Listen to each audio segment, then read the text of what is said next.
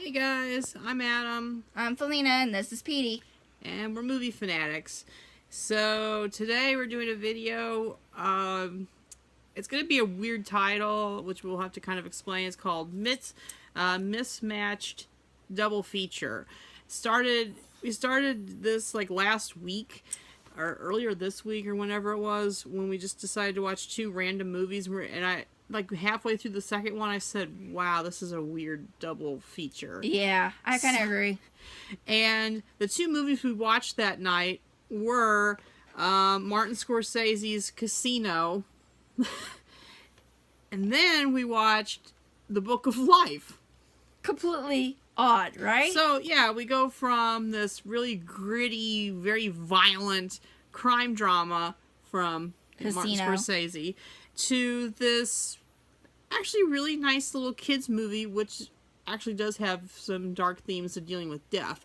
So, but they're very different movies. I mean, they're just so completely opposite each other. One movie says lots of bad words. The other one's just this nice little movie you could show kids. So we're just like, well, we're going to call it Mismatched Double Features. Very much mismatched. Mismatched. Well, it's tongue-tied. Yeah, the tongue-tied kind of title, but hey. Yeah. So, and we did a second one today, which we may do a video about at some point. But for right now, we're just talking about the first one. So you never saw Casino. I've never, ever seen Casino. And I never saw The Book of Life. So, there you go. So, what did you think of Casino? Casino was pretty good. There were some parts of the movie I didn't really enjoy, but other than that, I love the characters. I love the actors who were in it. My favorite, literally, my favorite is Robert De Niro. Mm-hmm. He was my favorite in the movie. And come to find out, he's also in another movie that I've never seen until just recently with him, and that was Goodfellas. I thought you had seen Goodfellas. You never seen Goodfellas? Nope. Wow. I introduced you to two really good movies there. Yep. Yeah. So, I love Casino. I think it's a great movie. I actually saw Casino before I saw Goodfellas. And there's always a lot of debate out there among like film buffs and everything. Which one's better, Casino or Goodfellas? I don't have a favorite. It just depends on the day. You know. To him, he doesn't have a favorite, but I do. And mine's Goodfellas. Goodfellas, yeah.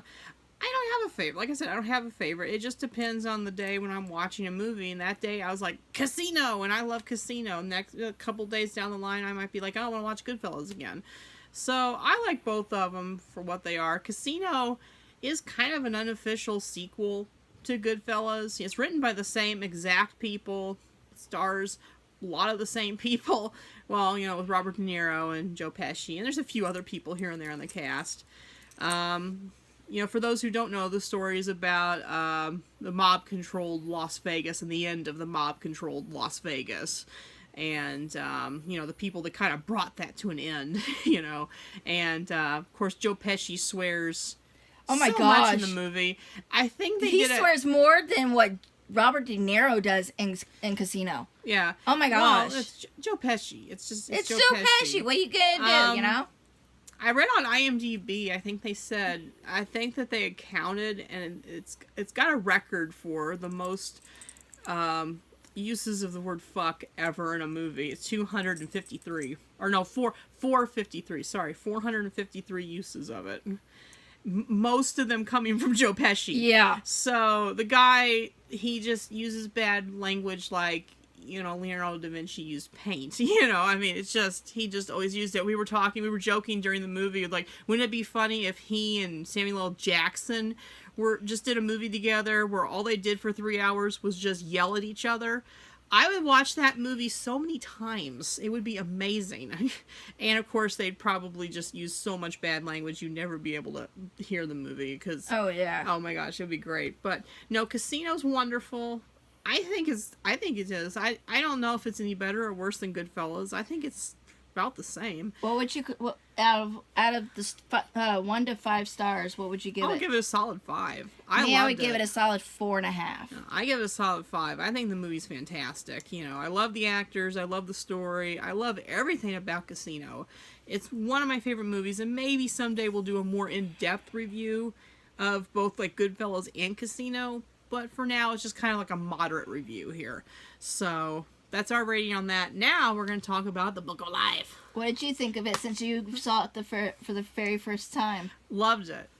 I loved it too. It was one of those buys that we bought last week when we went to Walmart. And, you know, they have the $7 Blu-ray bin. We bought a couple movies out of that, and this was one of them because it was a movie we really wanted to watch.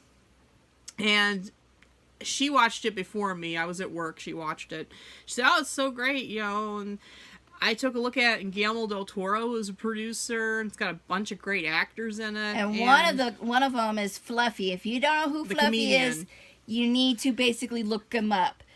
His stuff is on Netflix. Yes. Just go watch it. So if you don't know the name is Fluffy. Gabriel Iglesias, a.k.a. Fluffy. And Fluffy. he's actually in it. He's actually one of the characters. He plays one of the mariachi members. Yeah. And not a very big part, but it's good enough. You know, it's a good part. The movie's filled with great actors.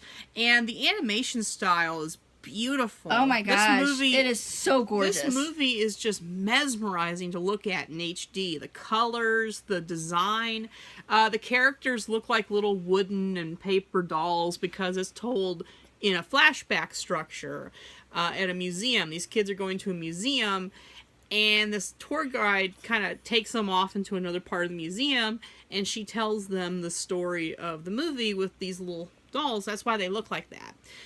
The movie deals with themes of death and life and love. It's really good. It does go dark sometimes, but that's okay. It shows like the other world. Yeah, it shows there's there's three different worlds. There's the world of the living, which is us, where we are. Then you have the people of remembrance. Now, this movie. Parts of this movie will be taking place in Mexico. Yeah. So in the Mexican religion, they do the Day of the Dead, which is 2 days after Halloween, which Halloween is on October 31st. So November 2nd is the Day of the Dead, and they celebrate people to remember who have moved on.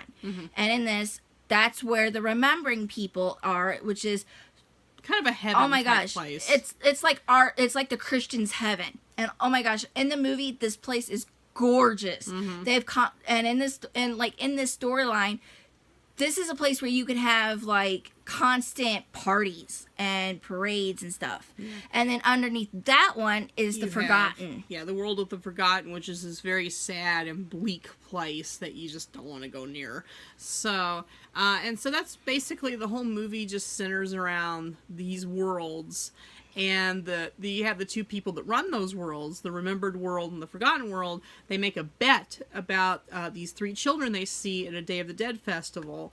And, there's this girl, and there's these two boys, and they're trying to vie for her attention. And so then the two people who run those, other places are like, hey, let's make a bet, who's going to marry who? And they do. They make the bet, and then we see them grow up. And then the guy that runs the Forgotten is a lousy cheater. So he actually ends up killing one of the guys that she's interested in. With the two-headed snake. Yeah. Weird. Yeah, ends up completely killing him and sending him off. And then the bet is lost, and he gets to run the remembered world, and the other one goes to the forgotten world to run it.